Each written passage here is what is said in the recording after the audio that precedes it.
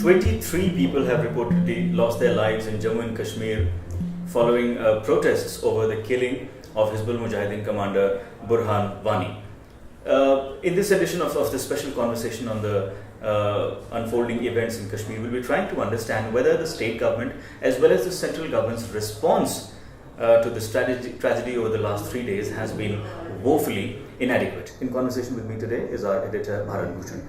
Bharat, first of all, we've seen that the Prime Minister was, of course, away on a trip, his scheduled visit to Africa. Do you think his absence made any difference to the situation? I don't think his absence made any difference.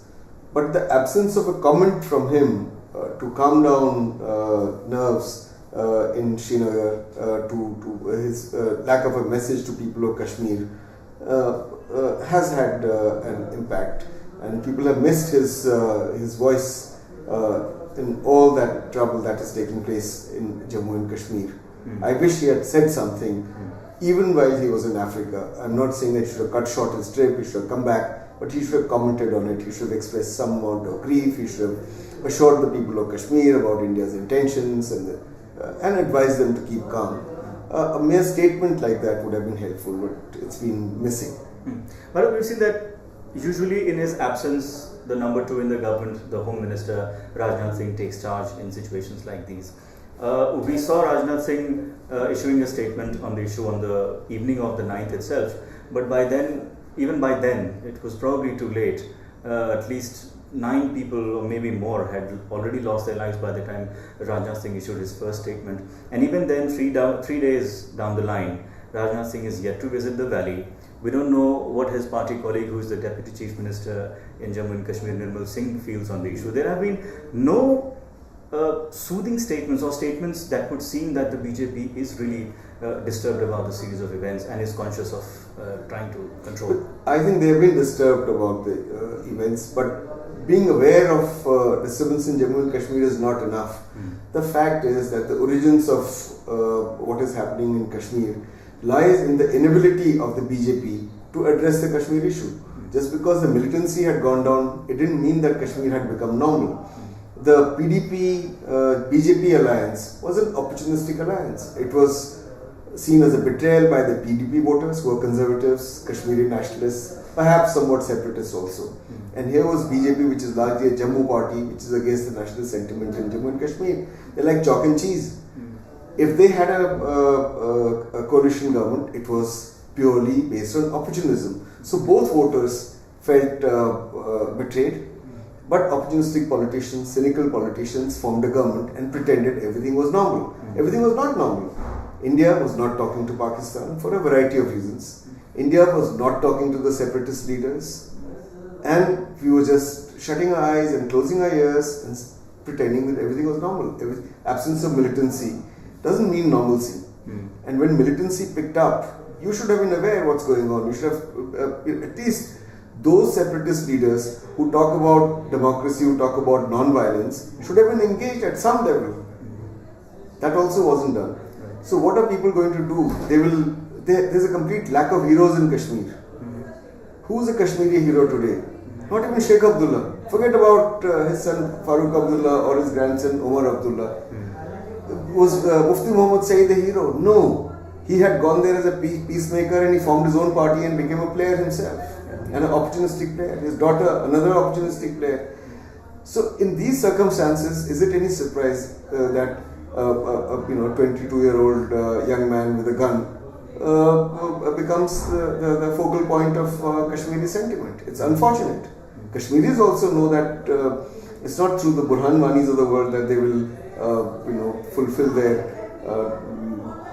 political aims, which may be at one end you could say greater autonomy, at another end independence, and many other options in between. But it's not going to happen through the gun.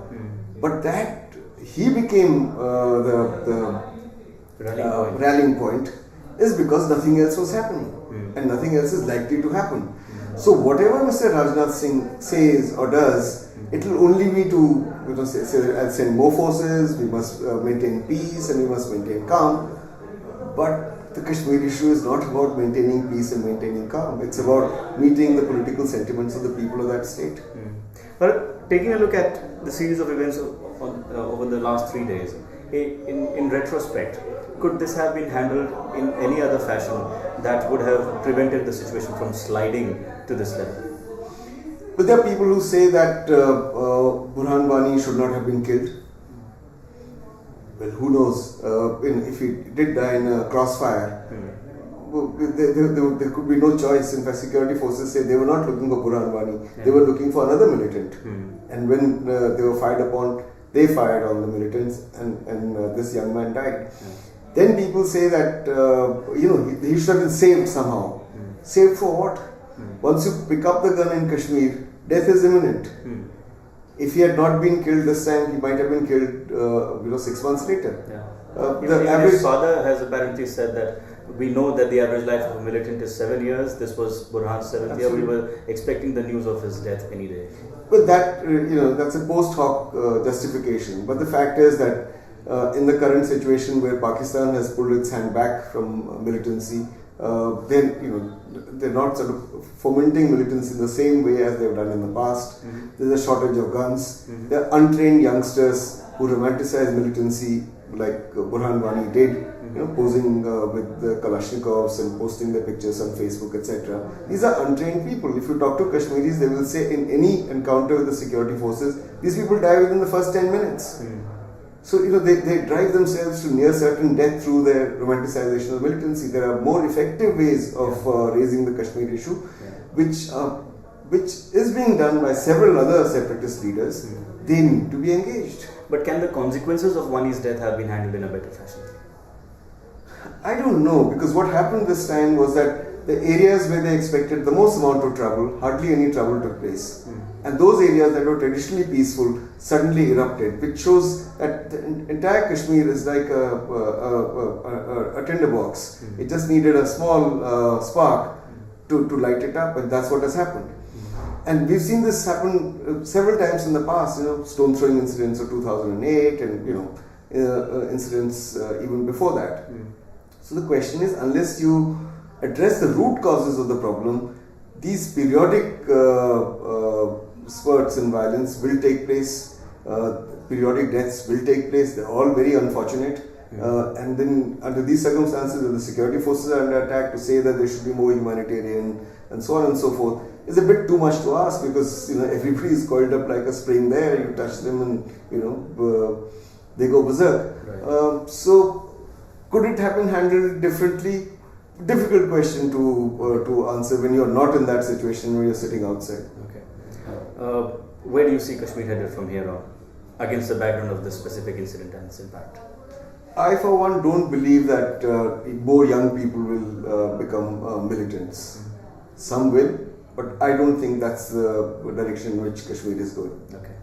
But Kashmiri anger will continue to grow. They will continue to be seething with anger unless the political issue that Kashmir is addressed politically. It cannot be solved as a law and order problem. All right. So we've seen that now the centre has first decided to take a couple of actions to involve the opposition also, probably in the scheme of things that they are planning now. Home Minister Rajnath Singh is reported to have sought the advice of UPA chairperson Sonia Gandhi as well as the National Conference leaders. But it remains to be seen what is the detailed strategy that they'll be chalking out for dealing with this immediate situation, as well as the Kashmiri anger, as Bharat spelled it out, how to deal with it and how to prevent Kashmir from further sliding down the path of chaos. That's all we have for you in this edition. Thanks for tuning in.